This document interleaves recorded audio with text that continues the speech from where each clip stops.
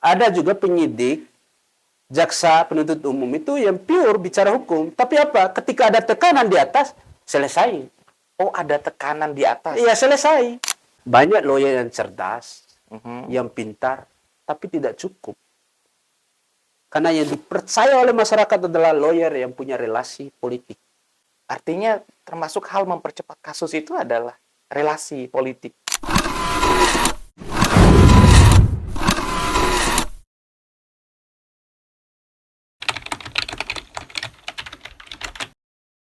Bung Adhar Bonaparete. Siap. Selamat datang di podcast Bicara Santai, Bang.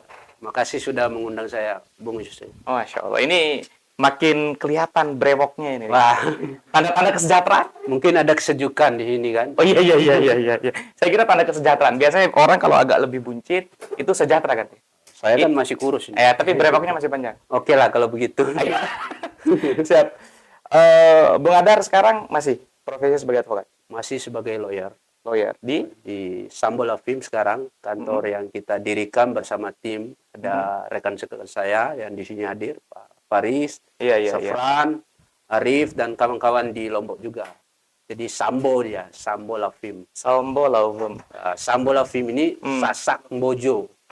Sasak Bojo. Ya, karena yang dirikan saat itu ada orang Sasak, ada orang Bojo. Oke. Jadi ya biar ambil nama suku saja, digabungin jadi Sambo. Sambo Law Firm. Iya, bukan Ferdi Sambo. Bukan ya? Bukan. Jauh sebelum Ferdi Sambo kita dirikan itu. Oke. Tahun 2021. Mungkin banyak yang nanya, siapa sih Bang Adhar Bonaparete itu? Dari awal lah. Kemudian dari waktu sekolah, SD, SMP, SMA. Dan kenapa akhirnya memilih menjadi advokat? Itu penting sebenarnya. Siap. Adhar Bonaparete. Nama saya sebenarnya secara legalitas Adhar di jasa. Bonaparete itu kan nama samaran. La itu kan kalau kita dalam bahasa Bima itu si, yang berarti anak laki-laki. Oke. Kalau Parete itu kan keren. Tapi kalau Bona saya rahasiakan, tidak perlu dipublik. Iya. Kemudian kalau SD saya di SD NIPA 1 Ambelawi, kemudian SMP 1 Ambelawi, kemudian SMA 1 Ambelawi. Masih di Ambelawi saja saya SD, SMP, SMA. Kemudian melanjutkan kuliah merantau ke Lombok. Oke, kuliahnya Di Fakultas Hukum Unram tahun 2012. Nah, ini menarik nih. Kenapa milih Fakultas Hukum? Ya, terjebak sebenarnya. Terjebak di dunia yang caruk maruk ini. Iya. Pada akhirnya saya saat itu masuk belum terlalu tidak terlalu geluti hukum. Ketika semester 2 naik semester 2 saya ingat betul itu. Ini motivasi saya. Diajari sama Pak Lubis dulu. Jadi Pak Lubis itu KUHP berjalan. Iya. Jadi akhirnya saya mulai baca buku dari Prof. Mulyatno, kemudian baca bukunya R. Susilo, KUHP itu disarani sama Pak Lubis. Sacipto Raharjo akhirnya kemudian. Sacipto Raharjo mulailah berpikir secara progresif gitu. Iya. Gitu. Oh, almarhum ya? Almarhum Pak Lubis. Dia motivasi saya untuk belajar pidana. Kemudian kalau di pengantar ilmu hukum saat itu Prof. Kurniawan sekarang. Biasanya kan orang akhirnya kenapa memilih satu disiplin ilmu itu kan karena mungkin dulu dia punya pengalaman gitu. Pengalaman saya misalkan milih masuk hukum, ya kuliah di hukum itu punya pengalaman yang cukup, akhirnya ya udah saya milih hukum untuk menyelesaikan persoalan kehidupan saya gitu. Abang juga dalam fase itu enggak? Kalau saya memang lebih senang belajar ilmu sosial. Oke. Kalau ilmu hitung ya kurang lah. Oke. Berarti yang ini tipikal orang yang nilai matematikanya itu rendah. Ya, bisa dibilang begitu. Bisa dibilang begitu. Jadi saya masuk Fakultas Hukum, kemudian lulus tepat waktu, alhamdulillah. Iya. Kemudian lanjut lagi di Fakultas Hukum Unran S2 dan S1, S2 spesialis pidana. Spesialis pidana. Ya. Kuliah di hukum itu sebenarnya nggak sulit, Bang. Kalau kita rajin nggak sulit. Kuliah di hukum itu modalnya satu. Apa itu, Bang? Rajin sama baca buku saja. Rajin datang kuliah? Rajin datang kuliah dan membaca buku. Itu saja sih. Oke. Kalau menurut saya kuliah di hukum. Ya, kalau urusan nilai itu kan yang penting kita hadir gitu. Iya. Tapi ini akhirnya Abang hari ini mendirikan satu kantor hukum, Ya. Sambo Lovem. Sambo Lovem. Sambo Lovem ini mayoritas kawan-kawan Bima. Mayoritas kawan-kawan Bima, ada juga kawan Sasak Lombok, karena yang dirikan itu saat itu saya bersama teman saya ada di Lawyer Pirang namanya. Awalnya Sambola Office, berkembang waktu jadi Sambola Film. Oke, Sambo Lovem ya. Artinya udah siap lah nerima kasus besar, kasus internasional ya. Ya, boleh lah. Boleh lah, iya. Cuman yang mau kita diskusikan ini kan sebenarnya kalau kita bicara tentang hukum gitu kan, ini satu rangkaian tuh. Sekarang lagi viral di Indonesia lah. Ada semacam carut-marut penegakan hukum kita. Mulai dari hakim, jaksa, ya kan, kemudian lawyer, kepolisian di situ. APH image-nya rasa-rasanya kok semakin mundur. Abang ngelihatnya seperti itu juga? Dalam sistem penegakan hukum ini yang saya lihat, kita harus melihat secara menyeluruh ya. Mulai dari sistem penegakan hukum ini dalam proses yang kita kenal itu secara umum ada penegakan hukum yang melihat pada bukan saja hukum tertulis, tapi hukum tidak tertulis sebagai gambaran negara hukum, rule of law-nya. Kemudian kalau kita bicara sistem penegakan hukum tertulis, tentu menegakkan norma-norma hukum itu sendiri. Kalau kita bicara tentang penegakan hukum dari serangkaian, misalnya dalam pidana itu ada dikenal dengan criminal justice system. Itu serangkaian penegakan sistemnya terpadu, tersistematis.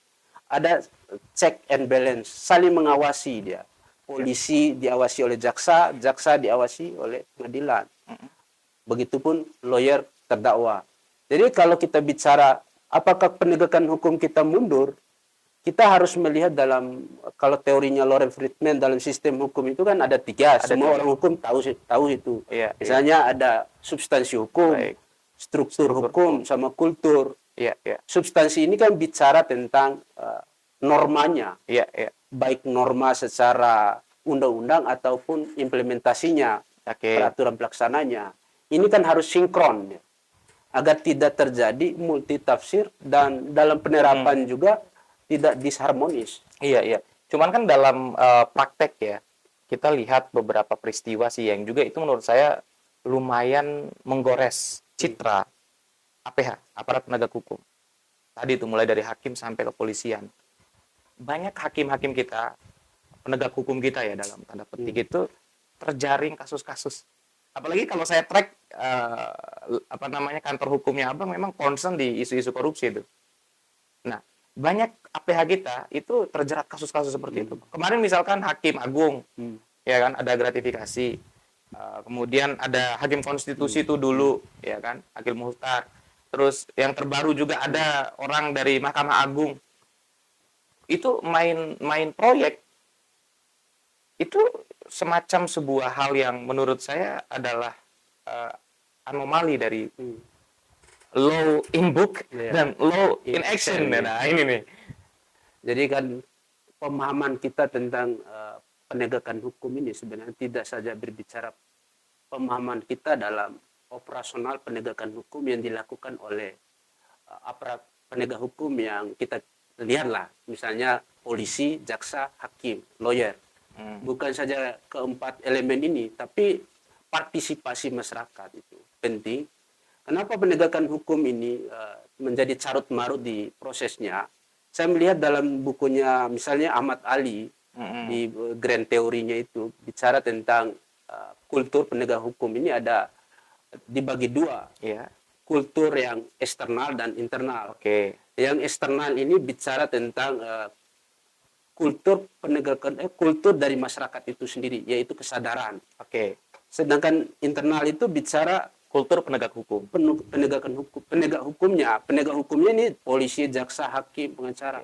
Ini kan tidak ada apa saya istilahkan bicara moralitas dan integritas ya. Kenapa kebiasaan yang dilakukan terus-menerus yang menjadi sebuah hukum kebiasaan juga. Saya mau kunci di situ tuh. Kebiasaan. Siapa yang memulai kebiasaan ini?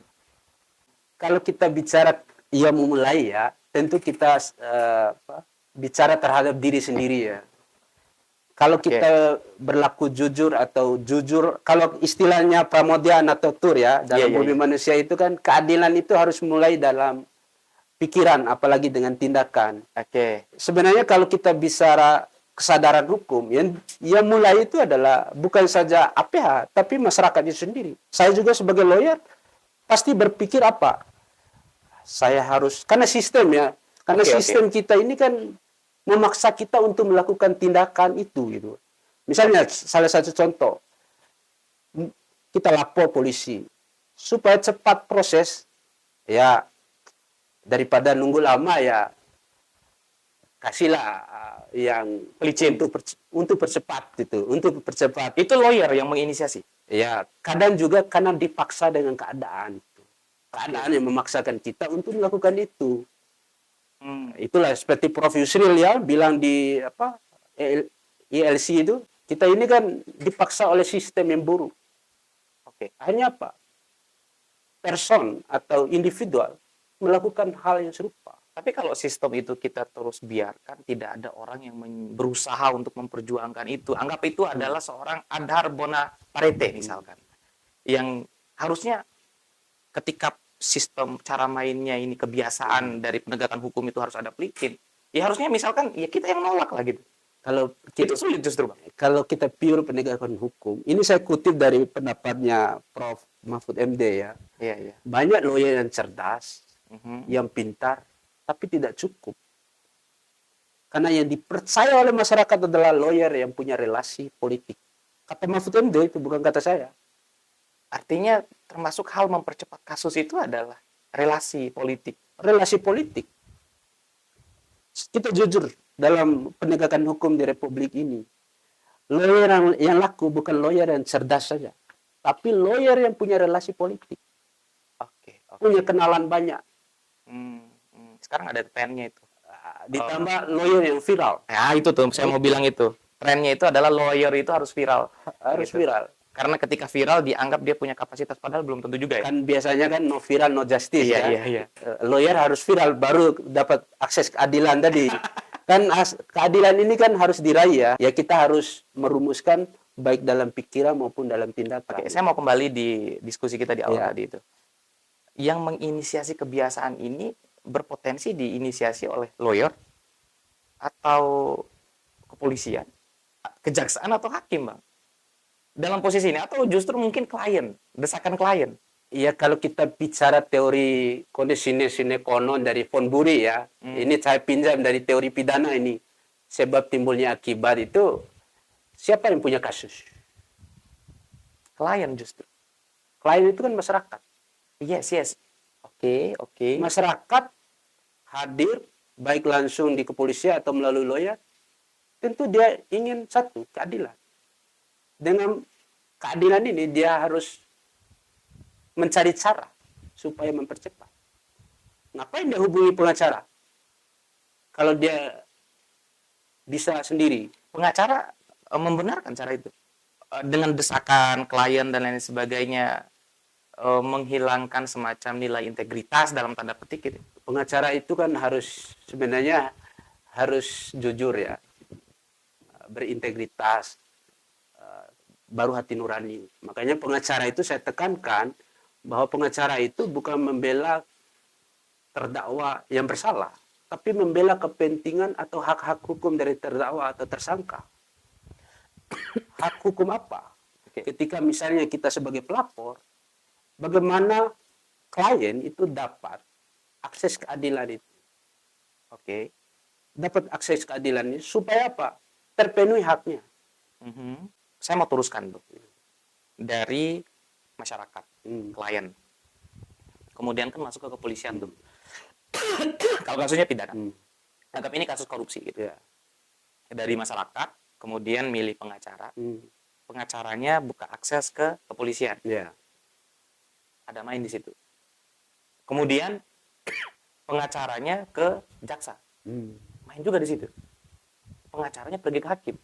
Main juga. Itu polanya, arahnya seperti itu, Bang. Ini saya pertanyaan ya, pertanyaan nggak justifikasi. Kalau sepengalaman saya ya enggak pernah begitu. Oh, Abang nggak pernah. Enggak pernah begitu pengalaman saya.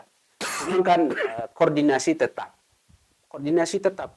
Apa fungsi koordinasi itu? Memastikan laporan kita atau status klien kita sebagai terdakwa atau tersangka itu sejauh mana. Kenapa? Karena dalam KUHP itu jelas. Oke. Terdakwa atau tersangka itu dia berhak untuk memperoleh kepastian hukum atas perkaranya. Oke. Maka harus segera disidang di muka umum sebagai jaminan hak-haknya. Kami dan terdakwa berhak untuk didampingi lawyer atau pengacaranya atau penasihat hukumnya. Oke.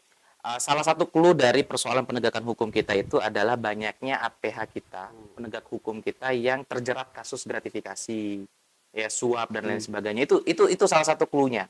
Maksud saya adalah Bang Adhar, apakah yang menginisiasi penegak hukum di level jaksa, kepolisian, dan hakim ini adalah lawyer untuk bermain? Tidak semua begitu. Karena kita harus pure ya bicara hukum. Kalau kita penganut teorinya Hans Kelsen itu kan hukum harus bebas dari anarki. Iya. Hukum ada di ruang hampa. Ruang hampa ketika itu dalam implementasinya. Okay, the pure theory of law. Iya. Okay. Kalau dalam kebijakan formulatifnya memang karena hukum itu adalah produk dari politik, tidak bisa kita hindari. Tapi dalam penerapannya, dalam penegakannya, pure harus penegakan hukum itu murni dari intervensi politik, soal-soal lain.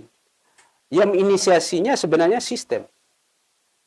Sistem yang mengharuskan seperti itu. Sistem yang mengharuskan pola seperti itu.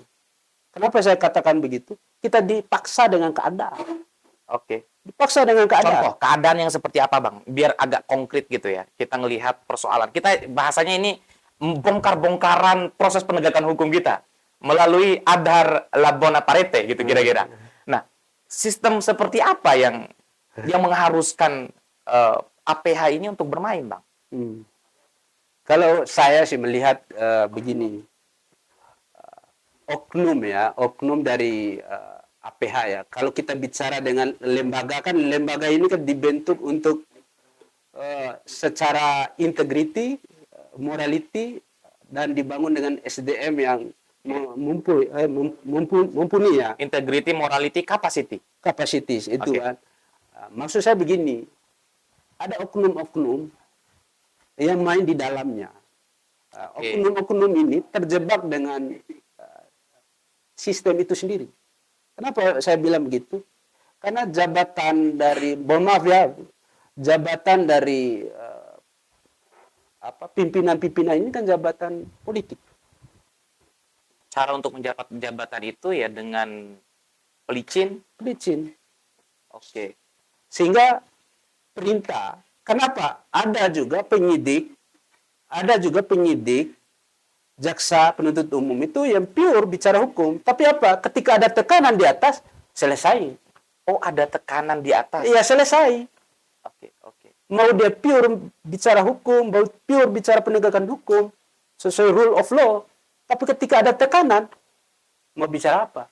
Atasan bilang. Apalagi kalau jaksanya masih junior. Apalagi itu gitu. Jaksanya masih junior. Oke. Lawyernya juga masih junior gitu. Lawyer kan bisa lah independensi. Oke. Kenapa? Karena lawyer tidak terikat. Karena misalnya lawyer ini, saya misalnya mau berintegritas, melakukan tugas sebagai lawyer, tanggung jawab, nggak bisa ketua saya intervensi. Oke. Apa lawyer masih bebas, nggak terikat dengan sistem itu. Kecuali tekanan klien. Tekanan klien. Kita itu lebih lebih takut pada klien sebenarnya. Oke. Nggak takut Tuhan. Takut Tuhan. Begini, serius. Saya juga ini kan masih ingat lah salah satu surat. Wahai orang beriman, tegaklah hukum. Jangan karena kebencianmu mendorong kamu tidak berlaku adil. Berlaku adil, karena adil lebih dekat pada takwa. Saya kan masih bertakwa sama Tuhan. Mungkin saya melakukan itu. Cocok Bang. Brewoknya Abang makin panjang. Jadi cocok untuk menyampaikan dalil-dalil dakwah itu. Gitu. Saya mau kembali. Salah satu kasus carut marut penegakan hukum kita, Bang. Itu hakim kita banyak. Ya, ini di level hakim ya. Yang dia terjerat kasus suap gitu. Iya, hakim jaksa apa ya, sorry. Hakim Agung kemarin itu dapat apa namanya suap mobil sport tuh banyak gitu kan. Kalau kita sekarang kalkulasi menggiurkan juga gitu loh. Kalau dalam perspektif Abang dari kasus itu tuh, Iya, iya. yang bermain tuh siapa, Bang? Ini analisa ini. Iya, analisa enggak justified, enggak. Analisa ini. Analisa. Analisa saya yang bermain siapa yang punya kepentingan. Punya kepentingan terdakwa. Terdakwa menginstruksikan siapa yang paling dekat sama dia. Lawyer. Lawyer. Lawyernya main. Lawyer menghubungi siapa? Tidak mungkin langsung akses ke hakim. Panitra. Oke. Panitra baru orang pengadilan akses ke majelisnya gitu. Oh iya, saya hampir lupa ya. Panitera juga punya peran dalam Itu yang menjembatani, karena hakim sama lawyer kan tidak bisa. Hakim sama lawyer kan tidak bisa. Oke. Kenapa? Secara kode etik, independensi hakim. Ini asli bongkar-bongkaran ini. Iya. Saya sebenarnya bukan justified satu kasus ya. Ini sebenarnya untuk memurnikan kembali, menjernihkan kembali proses penegakan hukum kita. Iya. Soalnya nggak semua orang juga seperti yang terlihat hari ini gitu loh. Kan sekarang kan semacam ada downgrade dari lembaga negara. Orang nggak percaya pengadilan, orang nggak percaya jaksa, orang nggak percaya polisi gitu. Ya mungkin kalau orang percaya lawyer masih 25% lah masih bertahan gitu. Iya. Artinya kan ini mengkhawatirkan proses ini, Bang. Karena gini saya dulu ya. Kalau lawyer itu kan masih membela kepentingan masyarakat. Dia tidak berada pada sistem pemerintahan legislatif atau eksekutif atau yudikatif ya. Di luar itu kan. Jadi masihlah berpihak pada masyarakat. Memang hadirnya lawyer ini sebagai kontrol eksternal dari dunia kekuasaan itu, terutama dunia peradilan yudikatif. Carut marut penegakan hukum ini saya melihat dalam di teorinya Loren Friedman tadi, kemudian Ahmad Ali itu menyatakan kultur penegakan hukum itu. Oke. Kultur ini kan kesadaran hukum masyarakat dan APH itu sendiri. Saya mau nanya, Bang. Bisa nggak ada satu lilin di tengah kegelapan itu? Anggap aja itu adalah Adhar Labone Parete. Bisa kalau sistem pengawasannya bagus. Yang tidak bermain kan sistem pengawasan. Ketika ada suatu proyek tender misalnya, Oke. kan tidak bermain di situ sistem pengawasan. Pasti ada ditemukan kekurangan volume dan lain sebagainya. Kan padahal ada pengawas proyek. Ini kalau ngomong sama Bang Adhar ini bukan hanya penegak hukum yang kena ini. Kontraktor, konsultan proyek kena. Memang kalau di dalam tindak pidana korupsi itu tidak sendiri dia. Rata-rata itu 3 atau 4. Pertama biasanya kontraktor. Ya. Biasanya ini Ya pasal 55 lah ya, pasal 55 secara bersamaan. penyertaan dia. Ya. Kemudian baru dari instansi atau dari pemerintahnya. Kemudian konsultan biasanya. Kemudian baru banyaklah misalnya yang pinjam bendera gitu kan, pinjam nama ini CV gitu kan. Iya. Itu biasanya. Oke, itu satu kesatuan yang akhirnya membuka ruang untuk bermain. Saya mau kembali, Bang. Tapi Boleh. Lanjut. Kalau kita bicara penegakan hukum dalam bidang korupsi ini, sebenarnya mungkin viral ini. Fokus ke saya aja, Bang. Mungkin viral ini. Iya. Bukan saja bicara 4 ini, tapi ada tebang pilih juga. Tebang pilih dalam artinya? Tebang pilih. Saya sering sidang tindak pidana korupsi. Tebang pilih dalam artian apa, Bang? Padahal itu sebagai terdakwa tidak masuk. Menjadi tanda tanya kan bagi kita lawyer. Pada saat fakta persidangan terungkap misalnya. Kan terungkap di persidangan. Dari mana kemana aliran dana itu. Oke, yang awalnya Siapa yang menghasut? Siapa yang menghasut? Siapa yang dihasut? Siapa yang memainkan? Siapa yang dimainkan? Kan terlihat di dalam persidangan. Oke. Cuma kan kita fokus bela klien. Nggak mau nyasar ke sana kemari kan. Biar jaksa yang tugas. Karena kembali kan, jaksa yang menuntut, dia yang membuktikan. Saya mau kembali ke hakim yang terjerat ya. ini hakim agung loh Bang. Yang level integritas, kapasitas, moralitasnya Iya. itu kan sudah level dewa gitu. Secara struktur kelembagaan, tapi secara moral kan individu kan tidak bisa pastikan dia lebih tua, lebih senior, moralitasnya bagus. Oke.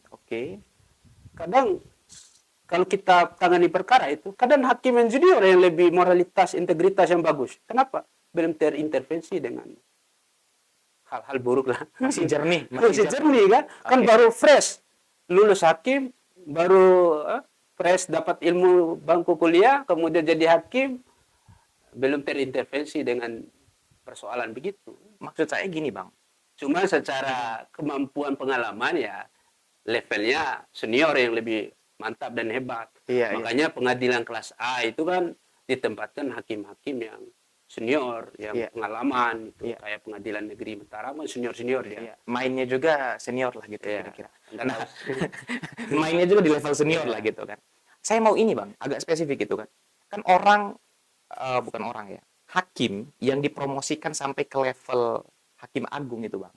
Bisa nggak kita agak curiga Bang bahwa kebiasaan suap menyuap ini memang ketika dia berada di level daerah sebelum ke Jakarta. Ya kan dimulai kalau bicara teori gunung es itu kan dimulai hal-hal kecil menjadi besar ya. Ya tentu dia dimulai dengan level-level yang rendah. Tidak mungkin langsung besar. Kan tidak berani juga. Misalnya main kayak hakim yang barusan ditangkap sama jaksa baru-baru ini kan tidak mungkin main dengan perusahaan besar loloskan terdakwa. Paling tidak kan dia main aman dulu.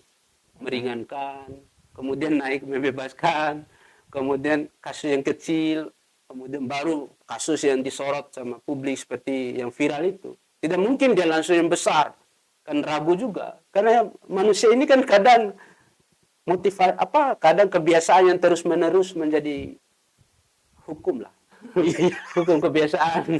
Kebiasaan terus menerus itu. Iya, kayak katanya pepatah Minang, kalah bisa dari biasa. Terbiasa ya. Iya, jadi akhirnya kita menjadi terjerumus. Oke. Kayaknya viral di situ yang ngomong ini. Hah? Kayaknya viral ini. Nggak apa-apa, memang layak viral. Ini layak viral.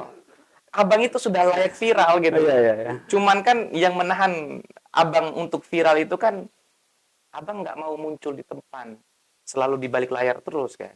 Karena keadaan kan. Oh, keadaan juga. Keadaan itu mengharuskan kita kontemplasi di ruang tertutup gitu. Iya. Akhirnya saya hanya main di belakang layar saja. Tiba-tiba keluar brewoknya panjang gitu ya. Tapi yang penting jangan lupa terhadap tadi kembali ke ayat yang saya sebutkan. Tegakkan hukum meskipun langit akan runtuh. Via justisia rot koleu. Wow. Tapi kan itu kan sebuah spirit ya bagi kita, apalagi aparat penegak hukum, lawyer itu kan spirit itu. Jangan sampai kita ini kan tidak mengedepankan pada due process of law. Penegakan hukum yang berpandangan pada rule of law. Oke. Wow, ini bakaran viral kalau katanya. Ya viral sih saya, karena ini bongkar-bongkaran. Abang nggak masalah ini videonya kita naikin loh? Nggak masalah. Nggak masalah ya. Cuman kalau ada yang hal-hal yang sensitif ya dipotong gitu. Nggak ada lah yang sensitif. Saya kan butuh protection ya. Tenang Bang, kita ini Bang, studio ini itu masuk area par ijo. Oh iya.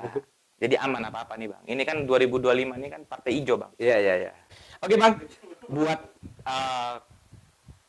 closing kita. Ya, buat closing kita, saya sih senang banget bisa diskusi sama Abang ya. Karena kita di bahasa durasi Bang. Harapannya untuk penegakan hukum kita di masa depan. Atau kita mau create something lah gitu. Kita create system. Bisa nggak kita membangun sistem penegakan hukum yang memang based on integrity, based on capacity, dan based on morality? Kira-kira menurut Abang? Dijalankan sistem mulai dari substansi hukum, struktur hukum, kultur hukum. 3 sistem ini kan harus bekerja sama untuk mewujudkan cita-cita hukum, keadilan, kepastian, dan kemanfaatan. Tapi kalau ketiganya ini tidak saling kerjasama, mustahil. Oke. Udah bagus undang-undang, aturannya, tapi kalau strukturnya tidak berintegritas tadi, Oke. percuma. Percuma. Kalau substansi undang-undangnya bagus, strukturnya bagus, kalau kesadaran hukum masyarakat tidak dijalankan, ya percuma juga. Percuma juga. Kalau kita identifikasi sekarang yang paling kritis di level 3 sistem tadi itu, di mana Bang? Substansi kah, struktur kah, atau budaya hukum? Struktur hukum menurut saya, Termasuk lawyer. termasuk lawyer. Oke. Makasih banyak Bang Adhar La Bonaparete udah mampir di podcast Bicara Santai. Bye.